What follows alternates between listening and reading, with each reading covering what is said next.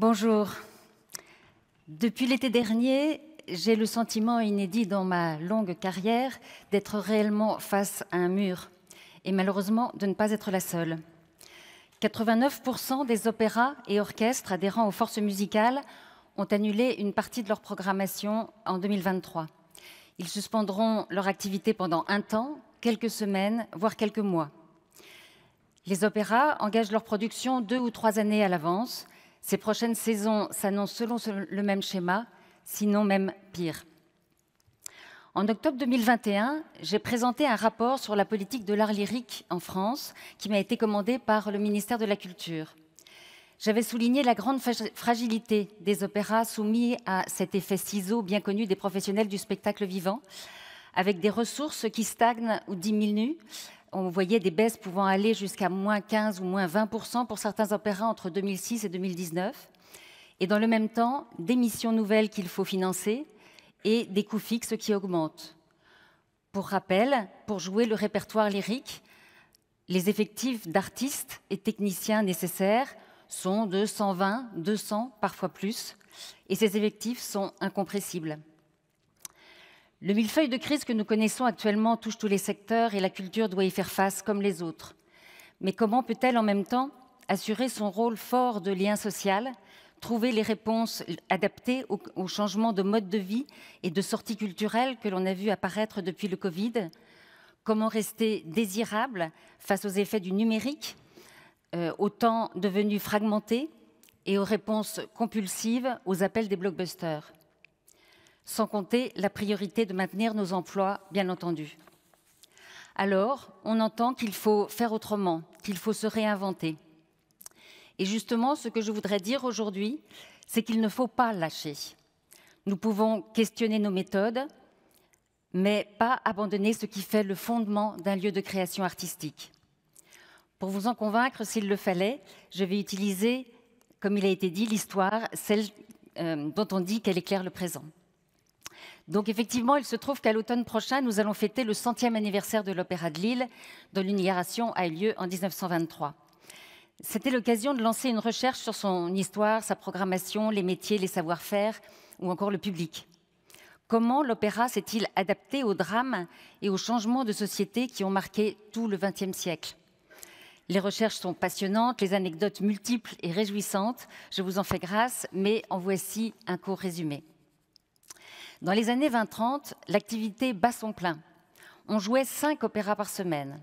Ainsi, par exemple, une semaine en 1928, mardi, Manon, jeudi, Les Contes d'Hoffmann, samedi, La vie est belle, dimanche à 15h, Faust et à 20h, Mireille. Tout cela assuré, bien sûr, par quelques premiers rôles invités, mais surtout une même troupe de chanteurs, chœurs et orchestres maison. À peine croyable aujourd'hui. Mais après la Seconde Guerre mondiale, c'est le grand creux pendant une trentaine d'années. Les financements sont insuffisants, l'opéra est régulièrement au bord du gouffre, sans moyens adaptés, les anciennes pratiques perdurent néanmoins et s'essoufflent. On reprend Faust et Carmen tous les ans, il y a un même metteur en scène pour tous les opéras, on chante toutes les œuvres en français, y compris Rossini, Wagner ou Tchaïkovski, sauf par exemple lorsqu'un chanteur italien est invité pour le Barbier de Séville, il chante en italien, mais les solistes et le chœur chantent en français. Face à cette tradition d'un autre âge, on voit alors le public déserter le théâtre. Même certains grands titres ne remplissent qu'un petit quart de la salle, même Faust ne fait plus recette.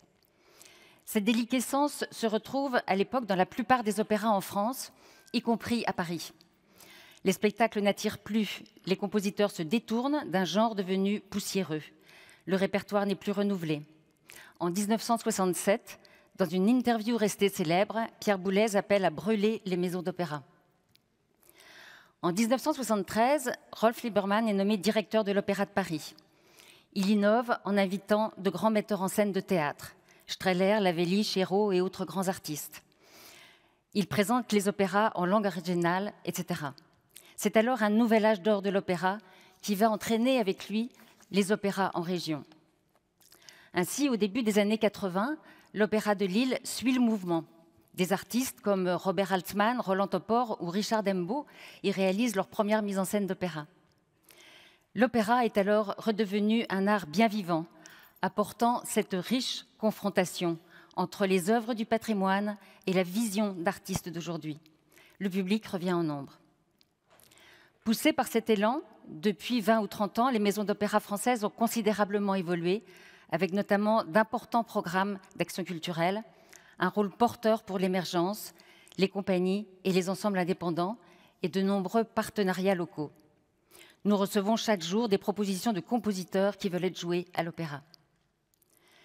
La morale de cette histoire, très raccourcie, je l'avoue, est que si la routine est évidemment à bannir, il n'est pas non plus nécessaire de tout réinventer.